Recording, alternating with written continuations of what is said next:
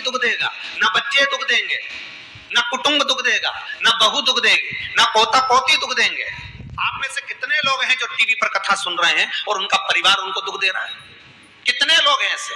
कभी विचार करना एकांत में बैठकर कि आपको ना आपकी पत्नी दुख दे रही है, ना आपको आपका पति दुख दे रहा है, ना आप अपने पति को तलाक दे रहे हो, ना आप अपनी पत्नी को तलाक दे रहे हो, ना आपका बेटा आपको दुख दे रहा है, ना आपकी बहू आपको दुख दे रही है, ना आपका कुटुंब के लोग, परिवार के लोग, भाई आपको दुख दे रहा है। ये कहीं नहीं हो सकता। भाई भी आपको दुख नहीं दे रहा, ना आपके परिवार वाले, ना नातेदार, ना रिश्तेदार, ना मित्र, ना सखा, ना दोस्त, कोई आपको दुख नहीं देता।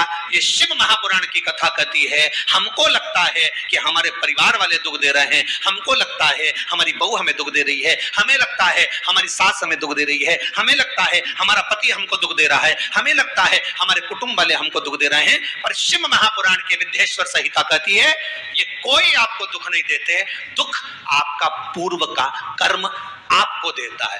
ये जितने भी मिले हैं ना आपको, रिश्तेदार, नातेदार, कुटुंब, भाई, बंधु, सखा, पत्नी, पति, पोता, पोती, ये जितने लुटेरे मिले हैं, ये जितने अपशब्द कहने वाले मिले हैं, ये जितना ताने देने वाले मिले हैं, ये जितना गाली देने वाले मिले हैं, ये जितना उंगली उठाने वाले मिले हैं, ये कोई दूसरे नहीं, तुम्हारे पूर्व कर्म के कोई ना कोई पुराने ही होंगे जो तुम्हारे साथ जुड़कर तुम्हारे टांग खींचने के लिए सामने खड़े हुए हैं। ये कोई तुम्हारे होंगे।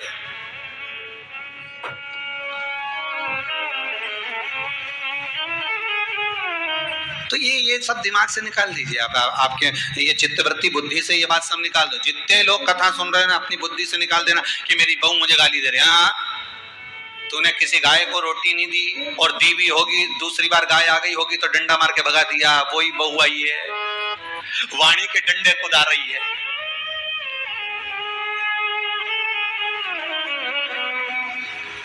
नहीं सेवा कर रहा। कहते हैं फिजिकल ताकत जो है, कोई बेटा नहीं पूछ रहा, समझ लेना। पूर्व में हम हमारे बुजुर्ग, कोई दादाजी होगा, कोई दादी जी होगी, कोई ससुर जी होगा, कोई जेठ जी होगा, हो सकता है किसी की हमने सेवा नहीं करी हो और वही बेटा बनकर आया, आज हमारी सेवा नहीं कर रहा। मत बुरे कर्म कर बंदे वरना पछताएगा, भगवान की आंखों से तो बच नहीं पाएगा, तो बच नहीं पाएगा। अरे ओ अज्ञानी मत करना नानी, बचना नहीं है। बहुत ये हमें लगता है गुरुजी मेरी बहू बहुत परेशान करे, गुरुजी मेरी सास बहुत परेशान करे, मेरा भाई मेरी प्रॉपर्टी खा गया, मेरा भाई ये लेकर चले गया, मेरे ससुराल वाले ऐसे, मेरे रिश्तेदार ऐसे, मेरे कुटुंबी ऐसे, मेरे कबीले वाले ऐसे, मेरे ये ऐसे। तो हमको लगता है कि ये अपने ऐसे।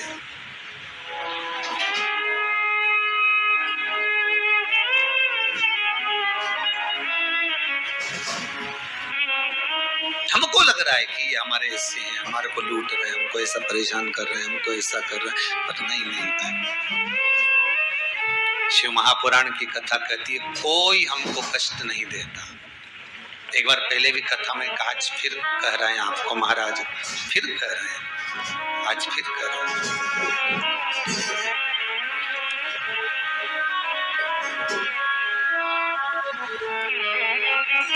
आपको फिर निवेदन कर रहे हैं, बीमार हुए देवास में, बीमार हुए भोपाल में, बीमार हुए सीहोर में, बीमार हुए कहीं, डॉक्टर को दिखाने जा रहे हैं इंदौर, डॉक्टर को दिखाने जा रहे हैं भोपाल, डॉक्टर को दिखाने जा रहे हैं देवास, मुंबई, पुणे, जहां तहां हम डॉक्टर को दिखाने के लिए जा रहे हैं। वहां हॉस्पिटल में हमने सुई लगवाई, इंजेक्शन लगवाया, वहीं से कहीं कुछ चीरा फाड़ी कर दी, ऑपरेशन कर दिया। जरा विचार करना कभी एकांत में बैठ कर कि रहते यहाँ थे, दवाई लेने पहुंचे वहाँ, इंजेक्शन वहाँ लगवाया, बताओ ऑपरेशन वहाँ करवाया। तो इतने सारे हॉस्पिटल, कहीं ना किसी ने कहा सूरत भी जा सकते हो, किसी ने कहा अहमदाबाद चले जाओ, किसी ने कहा वहां चले जाओ, कोई कहे पुणे चले जाओ, कोई कहे मुंबई चले जाओ, कोई कहे इंदौर चले जाओ, कोई कहे भोपाल चले जाओ। और रहने वाला कहाँ का और जाकर ऑपरेशन करवा रहा है कहाँ पर? विचार करिएगा, रहने वाला कहाँ का और इंजेक्शन लगवा रहा है कहाँ जाकर, जरा विचार करिएगा।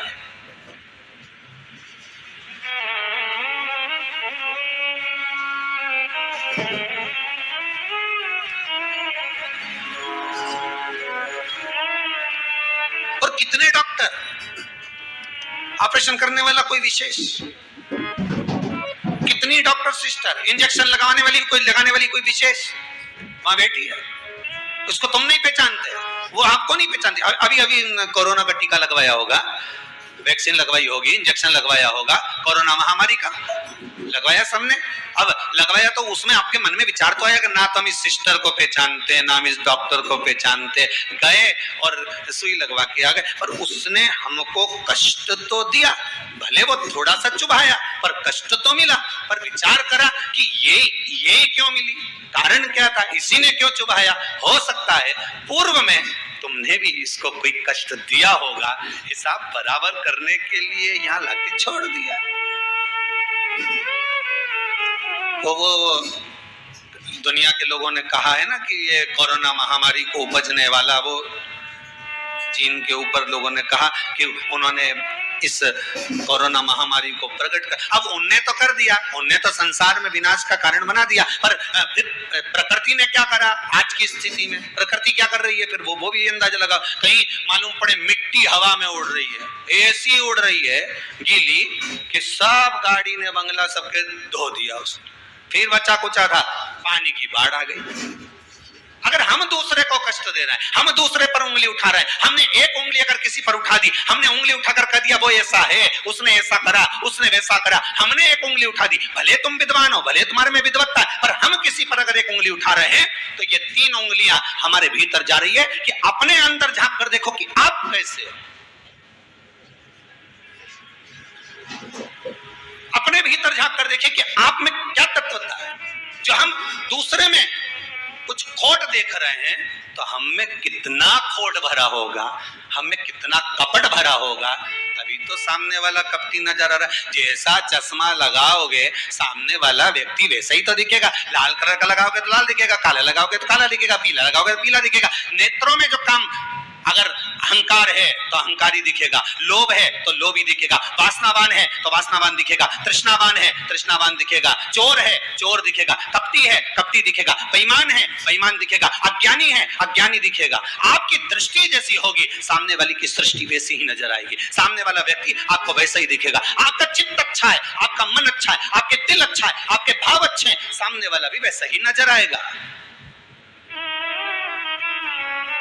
भगवान कृष्ण ने भेजा था दुर्योधन को अच्छा ढूंढने के लिए, एक अच्छा नहीं मिला। युधिष्ठिर को भेजा था पूरी पृथ्वी पर से कोई बुरा व्यक्ति ढूंढ कर लाओ, युधिष्ठिर को बुरा नहीं मिला, क्योंकि उसकी युधिष्ठिर की बुद्धि में, चित्त में ये भरा था, उनकी वृत्ति में ये भरा हुआ था कि बुरा कोई है ही नहीं, संसार में कुछ ना कुछ अच्छा ही दिख ही जाएगी।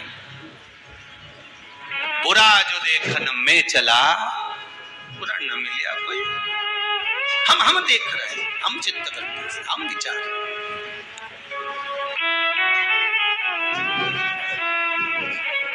कौन ना बहू बुरी है, फिर निवेदन करूंगा, ना सास बुरी है, ना बेटा बुरा, ना बहू बुरी, ना ही ये पूरा संसार बुरा, सब अच्छे हैं। कर्म करें उसके अनुसार में फल मिल रहा है।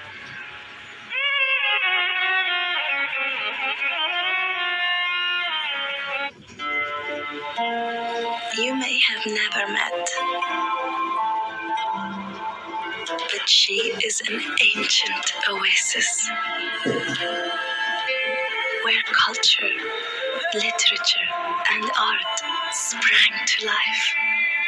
Her promise is to revitalize always and in all ways. Welcome to Al-Ula. इसलिए बारंबार कहा था कि मान मेरा कहना नहीं तो पछताएगा, माटी का खिलौना माटी में मिल जाएगा, हेट बूट सूट सब यहीं रह जाएगा और माटी का खिलौना माटी में मिल जाएगा। ये हेड रह गया, ये बूट रह गया, ये सूट रह गया, सब पड़ा की पड़ा रह गया, सब धरा की धरा रह गया। इसका मूल तत्व क्या है? इसकी महत्वता क्या है?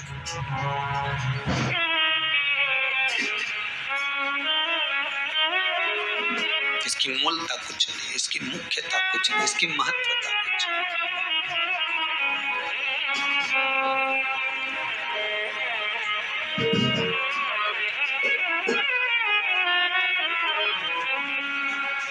किले भोले का नाम, भगवान शिव का मंत्र नाम स्मरण जप कीर्तन सुख दे।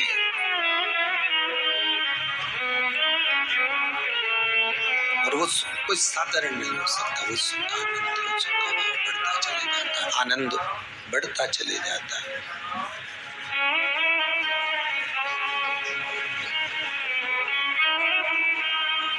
ले भोले का नाम काहे यूं भटके,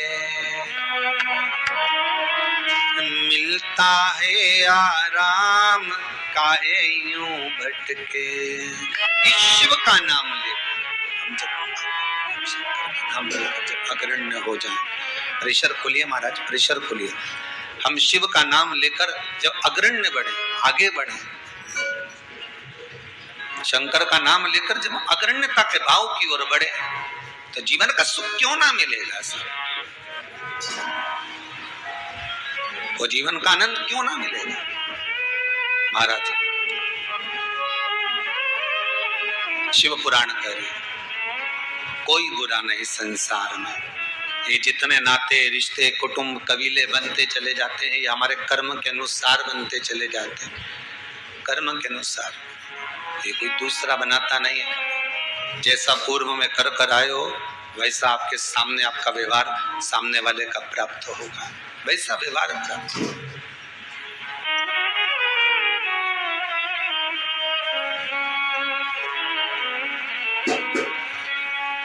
शिव पुराण कह रही है, शंकर की कथा कह रही है, शंकर का अनुमोदन कर रहा है महाराज। अच्छी संगत में बैठोगे, अच्छी संगत में अगर विराजमान होगे तो सुख अपने आप मिलेगा। माता के गर्भ से अगर आपका जन्म हुआ है तो कुछ अच्छा करने के लिए ही हुआ है। अगर आप बैठकर आस्था चैनल के सामने शिव महापुराण की कथा सुन रहे हो तो अपने आप को गौरवान्वित महसूस करना। थोड़ा ना थोड़ा परमात्मा की कृपा, पूर्वजों का आशीर्वाद आपको ऊपर हुआ है, इसलिए आप शंकर की कथा को सुन रहे हो, शिव का भजन कर रहे हो। श्रावण के महीने में आज शिवरात्रि के दिन शंकर का अनुमोदन कर रहे हो।